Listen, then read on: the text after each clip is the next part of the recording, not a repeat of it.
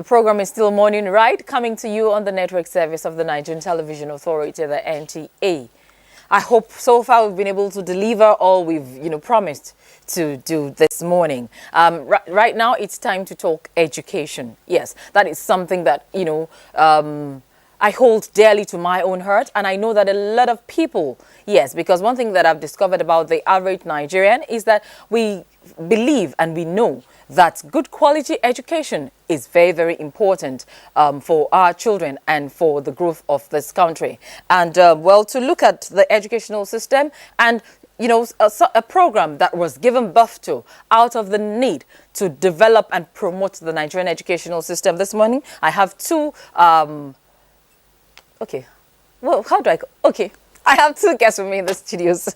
On my immediate right, he's somebody that I've known for quite a while. He has, in one way or the other, been a member of the family, not just my own family, but of course the NTA family. If you remember, the NTA had some programs a few years back, which we're just trying to revive in Atlanta, where we had, during about some years ago, I think in 2006, we had some partnerships with some organizations in the United States of America, where NTA actually took out, our services to the United States of America for it to, be reached all across the world. This is somebody who has been fundamental to that program. And this morning, he's here with me in the studios. He is Professor Femi Ajayi. He's the president of the Nigerian Private Universities Debate Challenge. Good morning, Prof. Good morning, and I appreciate you inviting me to this program. Thank you very much, sir. We are ready to the future. Yes, thank you very much. And seated right beside Professor Femi Ajayi, I have the anchor of the Nigerian Private Universities Debate Challenge, Elder David Ayeni. Good morning, sir. Good morning, madam. Yes, good to have you here with us. Thank you very much. Now, let me start from the very beginning, because education is something that I hold dearly to my heart. Prof, you have been out there. That's talking about the United States of America. You're here today. Quickly, for me, give us an idea of your own, rating of the Nigerian educational system today. Well, when you want to talk about education in Nigeria, you don't have to compare yourself to other parts of the world. What you have to do is to look at your environment and see what are the things that actually need in the environment. And you actually tailor your education policy towards that environment. So I believe that things are improving in the country. It may not be up to the standard that we all expect, but at the same time, I believe that you're on the right track in terms of actually how to push our youth, our children, the young ones, to the top level to see how they can actually manage what is in the environment. Okay. Now, taking a cue from what Prof said, that, well, it looks like we're on the right track, that the present administration is on the right track. Elder Ayeni, I want to come to you. I hear about the Private Universities Debate Challenge. How did that come about? Well, thank you very much. This one came about from the certain knowledge of hindsight. Okay. We'll recall that issues of Vision 2020 actually came as a conception from the Obasanjo regime in 2004-2005. And taking the cue from there, and with all the objectives of education that private university actually represent, we at our own hand felt that there is a need to actually contribute our own quota to the development of education in this country. By so doing, we felt that there's an avenue to be able to push this. And we felt that, okay, why can't we start with issues of debate? Of debate, national debate throughout the whole nation among the universities, public and private. But we said, let us first start home, from home. Nigerian private universities should take the lead. And I believe that it has never happened before. And then we're just originating it. And we started it not quite some few months ago that we started, owing from what we actually started back in Babcock University. Now, taking a look at this issue of debates, trying to contribute your own quota to the development of the educational system, still with you, Elder Ayeni. Take us through, briefly, what has the journey been like so far? Okay, thank you very much. It has not been too easy, but we surged on with the kind of support that we have been given back home. Now we have 3 zonal debate centers. All universities, we call them A, B, and C. Zone A, B, and C. Now the Zone A comprises of all private universities in the southwest and northwest, which forms Zone A, with the center in Al-Hikma University, Ilorin. That is in Ilorin. That is in Ilorin. That's Zone A. Then we have Zone B, which comprises of all private universities in North Central and then the South, with the zonal center in African University of Science and Tech in Abuja. Then we now have Zone C, which comprises of all private universities in Northeast and Southeast, with its center in the University of Nka in Benue State. So we have completed all these zonal eliminations. And now the finals are taking place next Tuesday, by God's grace, starting next Tuesday through to Thursday in Babcock University. Now, when you say, all these other universities, it is the students of these universities that have been involved in the debates. Oh, yes. It is students that have been involved in the debate. And it's just, see, what we were doing is that we made arrangement in such a way that we have 6 students from each of these universities now present themselves with a particular coach, a trainer, who is taking them through. And then they go through all these 6 from each university. Yes, and we now have 6 universities that have emerged into the finals.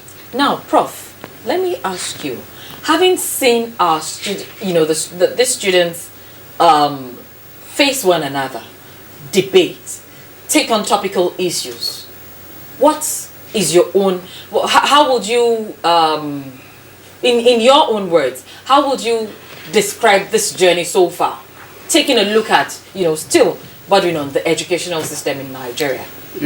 We make so much noise about what the government is doing, what it's not doing, which people do not even understand exactly what are these policies government actually working at.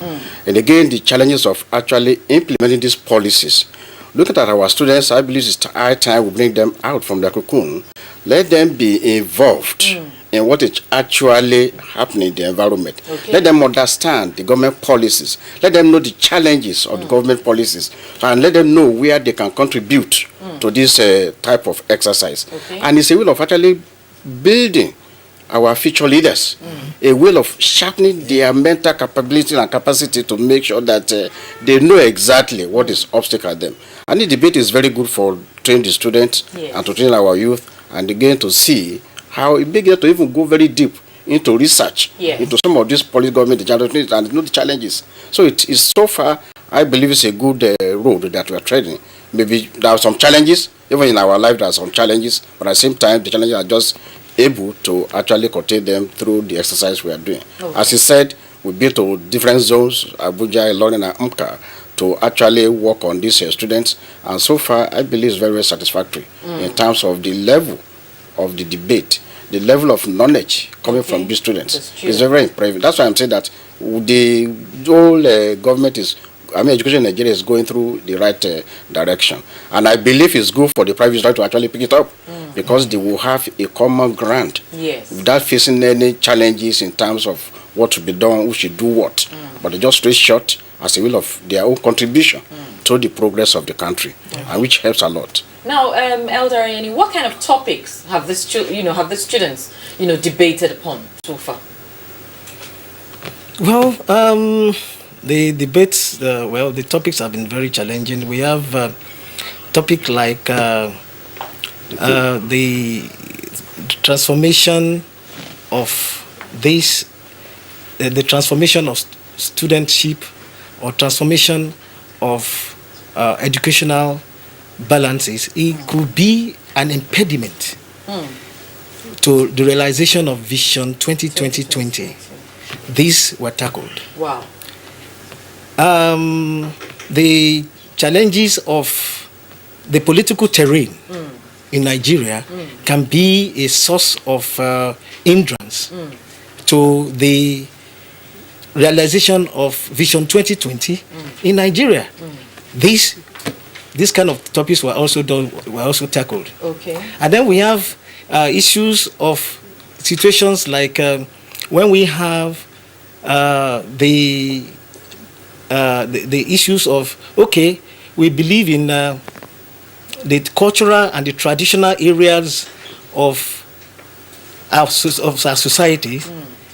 Could this also be some kind of impediment to the realization of 2020? Wow. So Vision basically, yes, these students have been given very deep topics, to look at. Yes. That's Okay. the thing. Well, we're fast running out of time on this discussion, but let me quickly ask you about the finals. What's it going to be like? Very briefly, please. The finals. For the finals? Yes. We expect it to be very, very beautiful. We expect it to be wonderful. What topics are they looking at? Well, for the finals, we are looking at certain topics in the area of the Vision 2020 realization. Okay. How will the socio-economic factors be an impediment to realization of 2020? Okay.